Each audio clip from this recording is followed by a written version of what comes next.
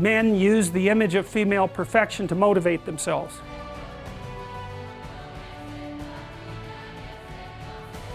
I talk to people very frequently whose families have provided them with too much protection, and they know it themselves, and that means they're deprived of necessity. You know, one of the things that you see in the United States, for example, is that the children of first-generation immigrants often do better than their children. And the reason for that is that the children of first-generation immigrants have necessity driving them. And you don't know how much you need necessity to drive you, because maybe you're not very disciplined. And if a catastrophe doesn't immediately befall you if you don't act forthrightly today, then maybe you never act forthrightly, right? Because the gap between your foolishness and the punishment is lengthened by your unearned wealth, and so you never grow up and learn, and you have to get yourself away from your dependency in order to allow necessity to drive you forward. And that's to become independent and to become mature. And I think part of what's happening in our culture is that the force that's attacking the forthright movement forward of young men in particular is afraid of the power of men,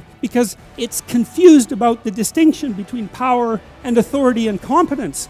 How to always push yourself forwards. One of the things you see in the US is the children of first-generation immigrants are successful. These children have necessity urging them forwards. Allow necessity to drive you forward. Become independent and mature. When you start a new job, you may feel like an imposter. How do you master that? The best way to act is to aim higher and shoot towards your goal. This can happen faster than you think. You can move forward if you can establish yourself and prove yourself useful. What stops people from progressing? Every time you want to move forward, you have to let something go, and it's terrifying.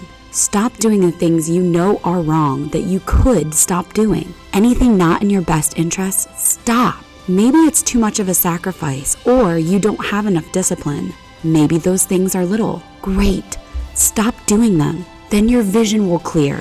Stop doing the things that you know are wrong that you could stop doing, right? So it's a fairly limited attempt. First of all, we're not going to say that you know what the good is or what the truth is in any ultimate sense. But we will presume that there are things that you're doing that for one reason or another you know are not in your best interests. There's something about them that you just know you should stop. They're kind of self-evident to you. Other things you're going to be doubtful about. You're not going to know which way is up and which way is down. But there are things that you're doing that you know you shouldn't do. Now, some of those you won't stop doing for whatever reason. You don't have the discipline, or maybe there's a secondary payoff, or you don't believe it's necessary, or it's too much of a sacrifice, or you're angry or resentful or afraid. Who knows? So forget about those for now.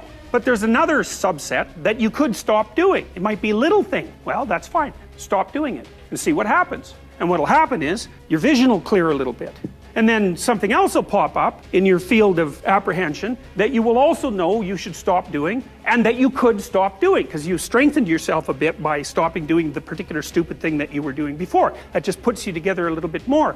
Find that when you start a new job, especially if you stretched yourself a little bit beyond your zone of comfort, that you very much feel like an imposter, right, when you're first there. And then the question is, well, how do you master that? And the answer to that seems to be, well, it seems fairly straightforward. If the place that you're in has any degree of possibility, if it isn't inhabited by demons, so to speak, the best way to act is to lift your aim upward and attempt to get your act together and to tell the truth and to live a meaningful life and to do difficult things, all of that. And that is the best way of mastering a new territory. And in all probability, the degree to which you're able to act that out is precisely proportionate to the degree to which you're going to become a master in that territory. And that sort of thing can happen a lot faster than people think. You know, it's really quite remarkable how fast you can move forward if you can establish yourself somewhere and prove yourself useful, assuming that you're around people to whom proving yourself useful actually matters. Like, I know perfectly well that you can end up in an employment situation where you're punished for your virtues, right? In which case you should just get the hell out of there. And really, you get out of there and you go find somewhere where if you work hard and do what you're supposed to do, you're actually going to be rewarded, right? Because that's not a workplace, that's hell, and you should just leave there. the chaos, and I think this is also the conundrum. It's very much worth thinking about this, because you might think, what stops people from progressing in terms of the quality of their personality structure? And the answer to that is, well, every time you want to move forward, you have to let something go, and there's a disintegration associated with that, and so that's somewhat terrifying. It's like maybe you find the case of the abused spouse is a good one. Why go back to someone who abuses you? And people usually do. And that's partly because, couples abuse each other all the time. Thanks for watching. Don't forget to like, subscribe, and comment for more content.